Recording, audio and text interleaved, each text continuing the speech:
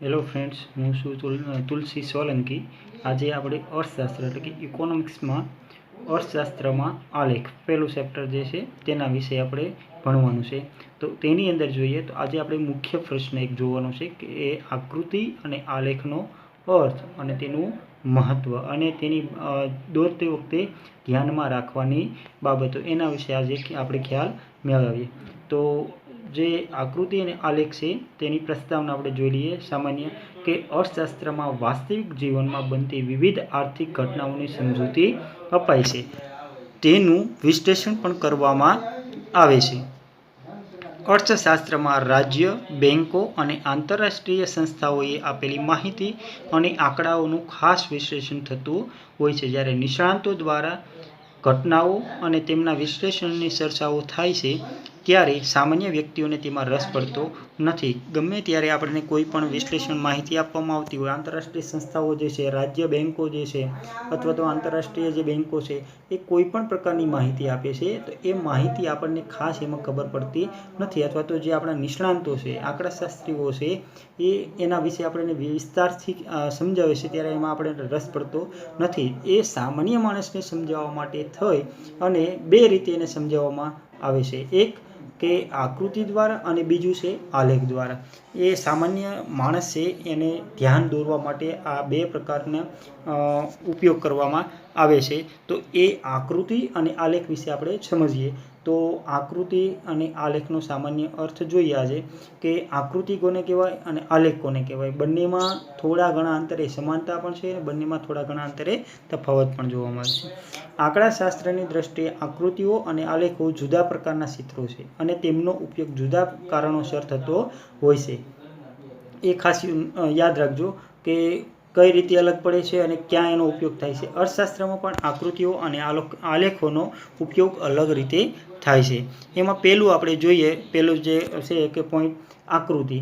તો આકૃતિ છે એ સામાન્ય માણસને સમજાવવા માટે થઈને ઉપયોગમાં લેવાતી બાબત છે કે સામાન્ય રીતે અવલોકિત માહિતીનું ચિત્ર દ્વારા પ્રતિનિધિત્વ આકૃતિ કરે છે। યાદ રાખજો કે સામાન્ય રીતે અવલોકિત માહિતીનું ચિત્ર દ્વારા પ્રતિનિધિત્વ, આલેખ પણ એવી જ બાબત છે, પરંતુ આકૃતિ દોરતી વખતે સ્કેલ માપ લેવામાં આવે છે, પરંતુ તેને દોરવા માટે આંકડાશાસ્ત્રનું જ્ઞાન જરૂરી નથી।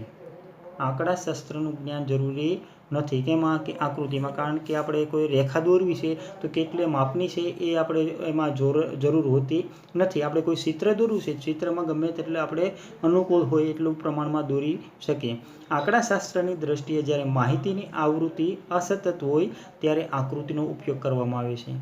એટલે કે માહિતી જે છે, માહિતીની આવૃત્તિ અસતત એટલે કે કાર્યશીલ હોય અથવા તો શરૂ જ રહેતી હોય તો એવી બાબતો છે, તો એવી બાબતો સામાન્ય રીતે આકૃતિ દોરીને સમજાવવામાં આવે છે। બીજા શબ્દોમાં કહીએ તો આકૃતિ સ્વયં સ્પષ્ટ માહિતી માટે દોરવામાં આવે છે। આકૃતિ સ્વયં સ્પષ્ટ માહિતી માટે દોરવામાં આવે છે। તેને દોરવા કે સમજવા માટે સામાન્ય જનને સમજાવવા માટે આંકડાશાસ્ત્રનું ઊંડું જ્ઞાન જરૂરી હોતું નથી। સામાન્ય માણસને સમજાવવું હોય તો આપણે સરળતાથી કે આ ત્રિકોણ દોરીને બતાવીએ કે આ ભાઈ શું, તો કે સામાન્ય રીતે કહી દેશે કે આ ત્રિકોણ છે। તો આવી જ રીતે એ સામાન્ય વ્યક્તિને સમજાવવા માટે થઈને આકૃતિનો ઉપયોગ કરવામાં આવે છે। એના પછીનું આકૃતિઓનો ઉપયોગ કઈ કઈ જગ્યાએ થાય છે કે આકૃતિનો ઉપયોગ છે એ વિજ્ઞાપન કંપનીઓ, જે જાહેરાત કરતી સંસ્થાઓ છે, એ અલગ પ્રકારના કંઈક આપણને સમજાવવા માટે થઈને જે કંઈ પ્રયત્નો કરવામાં આવે છે, આકર્ષણ ઊભું કરતી જે કંપનીઓ છે એટલે કે પોતાના પ્રોડક્ટ વેચે છે તેવી જે સંસ્થાઓ છે, કંપનીઓ છે, તો એ કંપનીઓ છે આનો વધારે ઉપયોગ કરે છે। બીજો કે રાજ્ય માહિતી આપવા માટે, રાજ્યની કોઈ પણ માહિતી આપવી હોય તો એના માટે પણ આકૃતિનો ઉપયોગ થાય છે। સાથે સાથે જે સામાજિક સંસ્થાઓ છે, કોઈ પણ હોય, એ જનજાગૃતિ ફેલાવવા માટેના કામ કરતા હોય છે, તો એ જે સંસ્થાઓ છે એના વતી એટલે કે એના માટે થઈ અને આકૃતિનો ઉપયોગ કરવામાં આવે છે। તો આમાં આપણે 4-5 મુદ્દા યાદ રાખવાના છે। એના પછી આગળ જોઈએ તો આલેખ, બીજા નંબરનું આકૃતિ જોયું, એના પછી આલેખ। આલેખ કોને કહેવાય અને એમનો ઉપયોગ ક્યાં ક્યાં થાય છે? તો આલેખ પણ અવલોકિત માહિતીનું ચિત્ર દ્વારા પ્રતિનિધિત્વ કરે છે। આ ખાસ યાદ રાખવાનું છે કે આલેખ પણ અવલોકિત માહિતીનું ચિત્ર દ્વારા પ્રતિનિધિત્વ કરે છે. આપણને તફાવત પણ પૂછી શકે અને કોઈ પણ ઓપ્શન પદ્ધતિમાં પૂછી શકે. બંને આકૃતિ અને આલેખ જે માહિતીનું ચિત્ર છે એનું પ્રતિનિધિત્વ જ કરે છે, પરંતુ આલેખ માટે વપરાતી માહિતી સ્વયં સ્પષ્ટ હોતી નથી. જ્યારે આકૃતિ છે એ સ્વયં સ્પષ્ટ હોય છે, આલેખ એ સ્વયં સ્પષ્ટ હોતું નથી. એ આપણે કોઈ બીજા કોઈને સમજાવવું હોય તો એના માટે આપણે આલેખ દોરવો પડે અને પછી એને વિસ્તારથી સમજાવવું પડે કે આ કેની માહિતી છે.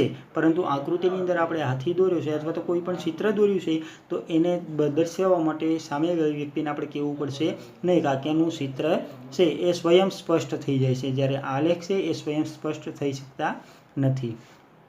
જ્યારે માહિતીને સતત આવૃત્તિમાં દર્શાવવી હોય ત્યારે આલેખ દોરવામાં આવે. માહિતીને સતત આવૃત્તિની અંદર બતાવવી હોય ત્યારે આલેખનો ઉપયોગ કરવામાં આવે છે. સતત આવૃત્તિમાં અપાયેલી માહિતીને સ્પષ્ટ કરવા માટે આંકડાશાસ્ત્રના સાધનોનો ઉપયોગ કરવામાં આવે છે. આ યાદ રાખજો કે કઈ કઈ જગ્યાએ એનો ઉપયોગ કરવામાં આવે છે. વળી અન્ય પ્રકારની અસ્પષ્ટ આંકડાકીય માહિતી માટે પણ આલેખ દોરવામાં આવે છે. અન્ય પ્રકારની અસ્પષ્ટ આંકડાકીય માહિતી કે આપણે ન સમજાઈ શકીએ તેવા પ્રકારની આંકડાકીય માહિતી હોય તો એને સમજવા માટે આલેખ દોરવામાં આવે છે. આલેખ દોરવા માટે અને સમજવા માટે આંકડાશાસ્ત્રનું જ્ઞાન જરૂરી બને છે, જ્યારે આકૃતિની અંદર આનું આંકડાશાસ્ત્રનું જ્ઞાન જરૂરી નથી. એક્સ અને વાય ધરી દ્વારા દોરાયેલા ચતુર્થાંશોમાંના એક કે એકથી વધુ ચતુર્થાંશ પર આલેખ ફેલાઈ શકે છે અને ચોક્કસ સ્કેલ માપ વિના આલેખ દોરવો અશક્ય છે. એટલે કે એના વગર આપણે આલેખ દોરી શકીએ નહીં. સામાન્ય રીતે આલેખ ગ્રાફ પેપર પર દોરવામાં આવે છે. સામાન્ય રીતે આપણે બધાને ખબર જ છે કે 10મા ધોરણથી આપણે ભણતા હોઈએ છીએ કે 5મા ધોરણથી ગણિત ભણતા હોઈએ છીએ તો આલેખનો ઉપયોગ વધારે એમાં આંકડાકીય માહિતીમાં જ થાય છે. અને એ જે દોરવો છે તો એક એના પર આપણે દોરીશું કે ગ્રાફ પેપર ઉપર. એટલે યાદ રાખજો કે સામાન્ય રીતે આલેખ છે એ ગ્રાફ પેપર પર દોરવામાં આવે છે. આલેખનો ઉપયોગ સંશોધનકારો દ્વારા તથા ઉચ્ચ શિક્ષણમાં વધુ કરવામાં આવે છે. વધારે હાઈ લેવલનું જે ભણતર આવે છે અથવા તો આંકડાકીય માહિતી જે આ બતાવવામાં આવે છે સંશોધનકર્તાઓ છે એનામાં આલેખનો ઉપયોગ વધારે થાય છે.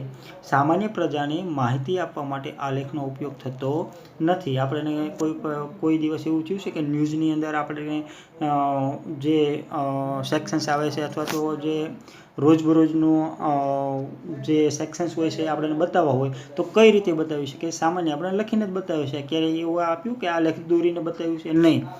તો આવી રીતે આપણે સમજી શકીએ.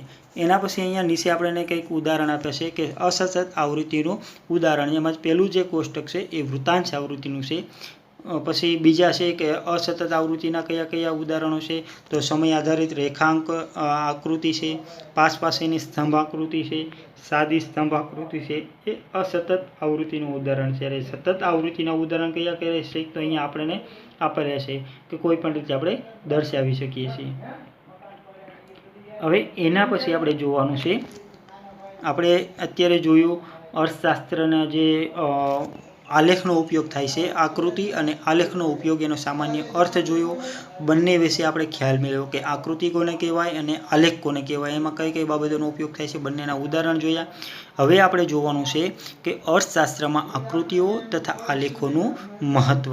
આખો પ્રશ્ન જ બને છે આકૃતિ અને આલેખનો અર્થ સમજાવી તેના મહત્વ જણાવો. આવી રીતે આપણે પ્રશ્ન પૂછી શકીએ. એટલે ધ્યાન રાખજો કે અર્થશાસ્ત્રમાં આકૃતિ અને આલેખનું મહત્વ નીચે મુજબ જણાવી શકાય. સામાન્ય રીતે અઘરો અને અટપટો લાગતો અર્થશાસ્ત્રનો અભ્યાસ આકૃતિ દ્વારા સરળ બને છે. અર્થશાસ્ત્રનો અભ્યાસ એટલે કે આંકડાકીય માહિતીનો જે કંઈ અભ્યાસ છે તે આપણને સમજવો ખૂબ જ મુશ્કેલ હોય ત્યાં આકૃતિ અને આલેખનો ઉપયોગ થઈ શકે છે. અર્થશાસ્ત્રમાં આવતા કેટલાક પરિબળોના જુદા જુદા વર્ષોના વલણો સહેલાઈથી એક જ આકૃતિ અથવા આલેખમાં જોઈ શકાય છે. અર્થશાસ્ત્રમાં આવતા કેટલાક પરિબળોના જુદા જુદા વર્ષોના વલણો. જુદા જુદા વર્ષો એટલે કે 1901 થી 2000 સુધીનો જે સમયગાળો છે તે 100 વર્ષની અંદર કયા વર્ષે કેટલો વસ્તી હતી અથવા તો કયા વર્ષે કેટલો આર્થિક વિકાસ હતો તે કોઈ પણ આંકડાકીય માહિતી જાણવી છે જુદા જુદા વર્ષોના વલણો, તો એ સરળતાથી આપણે જાણી શકીએ છીએ. એટલે કે ટૂંકા આપણે શબ્દો ગોતી રાખવાના અને તેને યાદ રાખવાના, તૈયાર કરવાના છે. ત્રીજું છે પોઈન્ટ કે અર્થતંત્રના વિવિધ ક્ષેત્રોમાં થતા ફેરફારો પણ સહેલાઈથી સમજી શકાય છે. વિવિધ ક્ષેત્રોમાં થતા ફેરફારો પણ સહેલાઈથી સમજી શકાય છે. એના પછી આગળ જોઈએ ચોથા નંબરનું કે અર્થતંત્રના કેટલાક પરિબળો માટેની વર્ગો, પ્રદેશો, ક્ષેત્રો તેમજ સમયગાળા વચ્ચેની સરખામણી સહેલાઈથી કરી શકાય છે. એટલે કે એક સમય અથવા તો બીજા સમય સાથેનો જે સમયગાળો છે કે 18મી સદીમાં કેવો સમય હતો, કે 19મી સદીમાં કેવો હતો, કે દશકાની અંદર કેવું હતું, અથવા તો કયા પ્રદેશમાં કેવા પ્રમાણના લોકો, કેવો પરિસ્થિતિ છે, કેટલો વરસાદ પડ્યો, આપણને આગળ કેવી માહિતી આપે છે. ઘણી વખત ન્યૂઝની અંદર સમાચાર સાંભળો તો ખ્યાલ હોય કે આ સમયે અથવા તો આ વિસ્તારની અંદર આટલો વરસાદ પડ્યો, આ વિસ્તારની અંદર હજી વરસાદ નથી પડ્યો. તો એવી જે આપણે માહિતી આપે છે તો એ સરળતાથી આપણે સમજી શકીએ છીએ. એટલે કે પરિબળો માટેની કેટલાક પરિબળો માટેની વર્ગો, પ્રદેશો, ક્ષેત્રોમાં સમયગાળા વચ્ચેની સરખામણી સહેલાઈ છે. અર્થતંત્રની એટલે કે અર્થશાસ્ત્રની કેટલીક અઘરી બાબતો સમજાવવા પાછળ લખનાર અને વાંચનારનો સમય તથા શક્તિ બચે છે. લખનાર અને વાંચનારનો સમય તથા શક્તિ બચે છે. કારણ કે આકૃતિ અને આલેખ દ્વારા અનેક બાબતો સ્પષ્ટ રીતે જોવા મળે છે.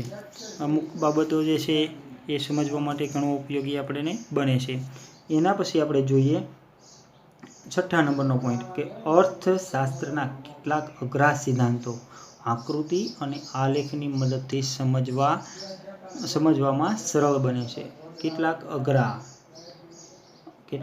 અઘરા સિદ્ધાંતો આકૃતિ અને આલેખની મદદથી સમજી શકાય છે.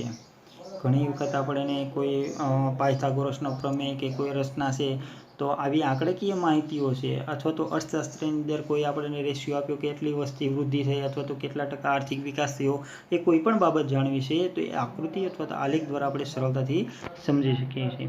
માંગ અને પુરવઠાના વિસ્તરણ અને સંકોચનનો ખ્યાલ કે તેમની મૂળ સાપેક્ષતાનો ખ્યાલ આકૃતિ દ્વારા સરળ બને છે. માંગ અને પુરવઠો જે છે એનો આ જે સિદ્ધાંત છે, માંગ અને પુરવઠા, વિસ્તરણ અને સંકોચનનો ખ્યાલ, તે તેમની મૂલ્ય સાપેક્ષતાનો ખ્યાલ આકૃતિ દ્વારા સરળ બને છે. અને સમગ્રલક્ષી પરિબળોમાં થતા વલણો સામયિક શ્રેણીની મદદથી દોરાયેલા આલેખ દ્વારા સ્પષ્ટ થાય છે. સમગ્રલક્ષી પરિબળોમાં થતા વલણો સામયિક શ્રેણીની મદદથી સરખી જે શ્રેણી છે તેની મદદથી આલેખ દોરી શકાય છે અને તેનાથી આપણે માહિતી સ્પષ્ટ કરી શકીએ છીએ.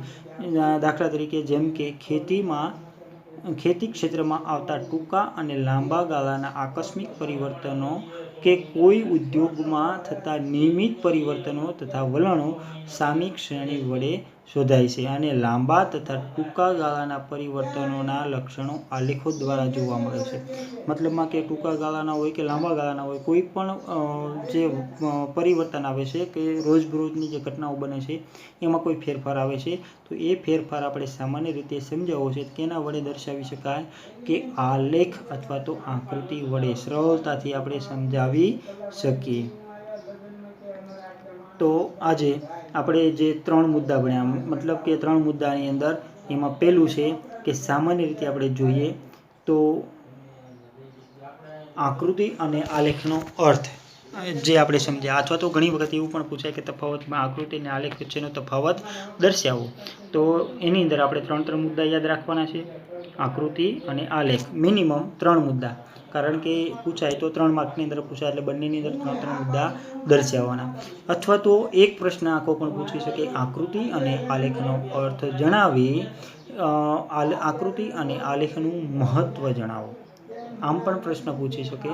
એટલે આપણે આખો પ્રશ્ન તૈયાર કરવાનો છે અને લખવાનો છે. આકૃતિ અને આલેખનો અર્થ જણાવી, આકૃતિ અને આલેખનો અર્થ જણાવી તેના મહત્વ જણાવો અથવા તો સમજાવો, જણાવો. તો એની અંદર આકૃતિ અંદર 4 મુદ્દા, આલેખની અંદર 3 મુદ્દા, આલેખની અંદર પણ 4 મુદ્દા અને જે મહત્વ છે એ 6 મુદ્દા. ટોટલ 12 કે 15 મુદ્દા જે થાય તે ફરજિયાતપણે આપણે તૈયાર કરવાના છે અને લખવાના છે. એમાં મહત્વ જે છે ખાસ યાદ રાખજો. મહત્ત્વ જે છે 6 મુદ્દા એ ખાસ યાદ રાખજો. જે ટૂંકા બાબતો આપણે જે દર્શાવી છે તે ખાસ નોંધ કરી લેવાની છે. તો આવતીકાલે પાછા આપણે મળીશું અને આવતીકાલે આપણે આકૃતિ અને આલેખ દોરતી વખતે ધ્યાનમાં રાખવાની બાબતો અને આકૃતિના પ્રકારો જોઈશું. જય હિન્દ, જય ભારત.